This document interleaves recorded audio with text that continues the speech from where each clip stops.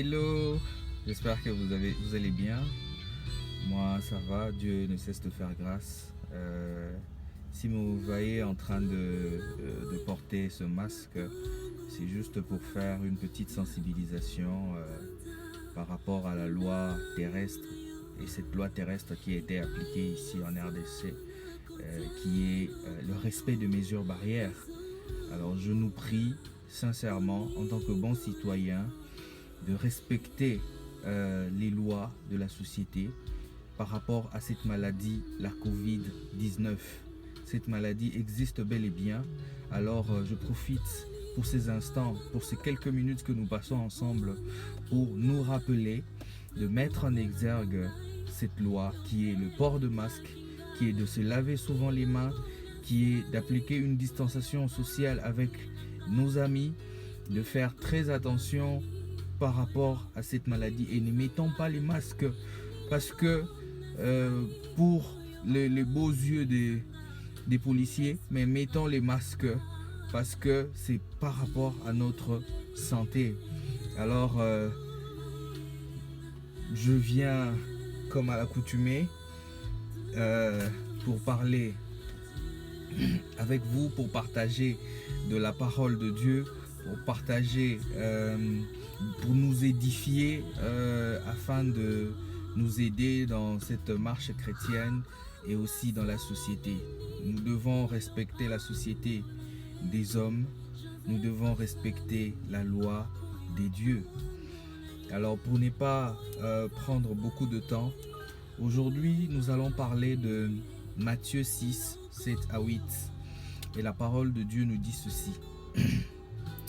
En priant, ne multipliez pas des vaines paroles comme les païens qui s'imaginent qu'à force de paroles, ils seront exaucés. 8. Ne leur ressemblez pas car votre Père sait de quoi vous avez besoin avant même que vous le lui demandiez. Amen. Alors par cette parole, par la parole d'aujourd'hui, Dieu veut parler à une personne de comment est-ce qu'il peut prier. C'est vrai, nous connaissons déjà la prière. Nous savons que la prière est une communication. La prière est une adoration. La prière est une louange. La prière est une interaction qu'on a envers notre Dieu. Mais aujourd'hui, en ce jour, le 25 août, 7h14 dans ma montre, Dieu veut te parler. Dieu veut nous parler d'avoir des prières efficaces, d'avoir des prières de qualité. Dans la partie 7, la parole commence par dire « En priant, ne multipliez pas des vaines paroles, comme les païens qui s'imaginent qu'à force de paroles, ils seront exaucés. » Donc ça veut dire que le fait de faire des prières longues ou des prières courtes, ça n'a pas d'importance. Le plus important est de savoir la prière de qualité, la prière efficace qui touche notre Dieu, la prière essentielle qui fait bouger notre Dieu doit être réellement activée par le Seigneur Saint-Esprit, doit être conduit par le Seigneur Saint-Esprit. Pourquoi?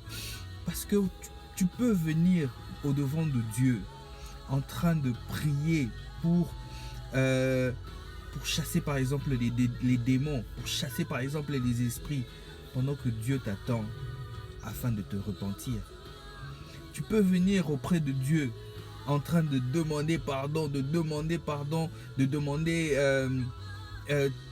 tous les projets, que Dieu puisse étendre sa main pendant que Dieu attend de toi que tu puisses le louer, que tu puisses l'adorer. C'est pour ça qu'on a besoin du Seigneur Saint-Esprit pour comprendre qu'est-ce que nous devons réellement dire à Dieu. Nous devons nous rendre compte que dans le 100% de la prière que nous faisons, 70% ne doit pas être que nos problèmes. Pour avoir une prière de qualité, il faudrait passer du temps à adorer l'Éternel. Il faudrait passer du temps à louer l'Éternel. Il faudrait passer du temps à exalter l'Éternel. Il faut passer du temps à le rendre grâce, à le mettre devant dans la prière et non nous mettre nos problèmes devant. Parce que la partie 8 le dit déjà. La partie 8 dit, excuse la partie B, que Dieu sait de quoi nous avons besoin. Dieu sait de quoi nous avons besoin avant même que nous le lui demandions. Dieu, il sait, il connaît. Donc Dieu, il nous rappelle que il sait d'office ce que nous avons besoin. Voilà pourquoi nos prières, notre concentration doit être basée sur l'adoration. Or, l'adoration ou la louange doit être conduite par l'Esprit Saint, doit être conduite par la connaissance de la parole de Dieu. Nous ne pouvons pas prier comme quelque chose d'habitude. Nous ne pouvons pas prier comme quelque chose de coutume, de l'accoutumée. Nous ne pouvons pas prier parce que nous devons seulement le faire. Non. Aujourd'hui, Dieu veut te dire que s'il faut prier, tu dois te concentrer à mettre Dieu devant. Si nous nous occupons des choses de Dieu, si nous nous occupons de notre Seigneur, si nous nous occupons à le louer, à l'exalter, à le glorifier, à faire en sorte qu'il soit devant dans nos prières, sans même nous en rendre compte, mes frères et sœurs, nous allons déjà vivre le miracle que nous attendons, que nous attendions. Dieu, il sait que tu as besoin d'un travail. Dieu, il sait que tu as besoin du mariage. Dieu, il sait que tu as besoin de X choses, de Y choses. Alors aujourd'hui, Dieu te dit, ne passe pas ton temps à prier sur ces choses, mais passe ton temps à prier pour le louer, à prier pour l'exalter, à prier pour le rendre grâce. Oui, il y a même la parole de Dieu qui dit, veillez-y avec persévérance. Donc, persévérez dans la prière et veillez-y avec des actions de grâce. Excusez. Donc, il faudrait que nous passions notre temps à rendre grâce à Dieu pour les choses qu'il a déjà faites, pour les choses qu'il va faire.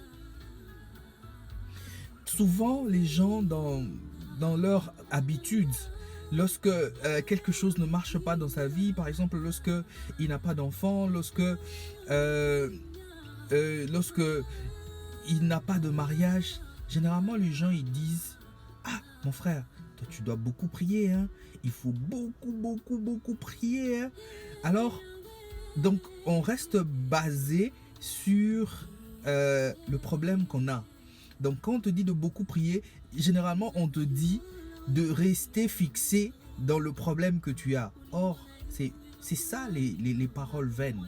C'est ça, parce que Dieu ne t'attend pas en train de l'exposer les problèmes que tu as, qu'il sait déjà. Dieu attend de toi que tu puisses le louer, que tu puisses l'adorer, que tu puisses le rendre grâce pour cette chose-là qu'il t'a déjà donnée. Donc, il y a déjà la foi qui entre en jeu. Tu dois avoir la foi. Je peux donner l'exemple de Jean 11, 40-42. La prière que Jésus a faite avant de ressusciter Lazare. Dieu a dit, Père, je te remercie parce que tu m'exauces toujours. Père, je te remercie parce que tu m'as exaucé. Après, il a crié, Lazare, sors. Si on regarde cette prière, ça n'a même pas pris 10 secondes. Ça n'a pas pris 10 secondes.